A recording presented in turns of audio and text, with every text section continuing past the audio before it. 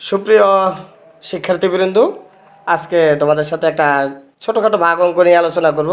সাধারণত এত ছোটো ভাগ অঙ্ক নিয়ে আমি বা এত ছোটো ক্লাসের অঙ্ক নিয়ে আমি ক্লাস করি না বা ভিডিও বানাই না।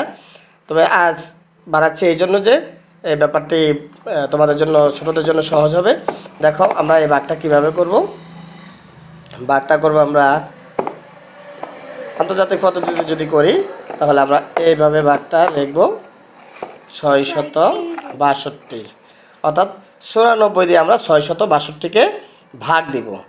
তো একটা জিনিস দেখো, আমরা সাধারণত ভাগ অঙ্ক করার সময় এখানে যে ভাজ্যটা থাকে, সাধারণত ভাজ্য এটাকে বলে, এই ভাজ্যটা দিয়ে আমরা যে ভাজ্যটা থাকে ওই ঘরের নামটা পড়তে হয়। অর্থাৎ এখানে 94 662-র মধ্যে কয়বার যায়। তো আমরা সাধারণত 94 ঘরের নামটা অনেকেই তো বলতে পারি না। এটা অনেক সময় বড়দের যারা অঙ্ক শিক্ষক আছেন তাদের ক্ষেত্রে এই জিনিসটা কাজে লাগতে পারে। তো যেহেতু আমরা 94 ঘরের নামটা জানি না, তাহলে আমরা সহজভাবে একটা জিনিস দেখি। এখানে দেখো, এই প্রথম যে সংখ্যাটা থাকে ভাজ্যের, প্রথমে যে সংখ্যাটা থাকে এই সংখ্যাটা এইখানে কতর মধ্যে ভাগ যায়?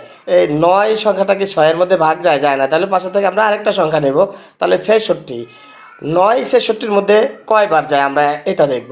9-এর নামটা আমরা যদি পড়ে থাকি, 9-একে 9, 9 দুগুণে 18, 3 নং 27, 4 নং 36, 5 নং 45, 6 নং 54, 7 নং 63, 8 নং 72। তা 8 বার দিলে বেশি হয়ে যায়, তাহলে আমরা দিব 7 বার। 63 এই 7 নং, এই 7 বার যদি আমরা দেই 7 নং 63। এবার এই 7 দিয়ে আমরা এই পুরো ভাজ্যটাকে আমরা গুণ করে দেখব। দেখো এই 7 দিয়ে 4 7 28-এর 8, হাতে আছে 2, তারপর 7 নং 63, 63 আর 2 65। এই তো আমাদের ভাগটা হয়ে গেছে। 8 আছে 12 বাকি, 4 হাতে আছে 1, সে এখানে ধরলে 6, 6 6 মিলে গেছে, 6 6 মিলে গেছে। তাহলে এই অঙ্কটা আমাদের ভাগ শেষ রয়েছে 4 আর ভাগফল হয়েছে 7। এইভাবে আমরা সহজেই শুধুমাত্র এই সংখ্যাটা দিয়ে এখানে প্রথম যে সংখ্যাটার ভিতরে ভাগ যায়, কতবার ভাগ যায় সেই সংখ্যাটা বের করে সেই সংখ্যা দিয়ে এটাকে গুণ করলেই আমরা যে কতবার আসলে ভাগ করা যায় 94 ঘরের নামটা আমাদের আর পড়া লাগে না।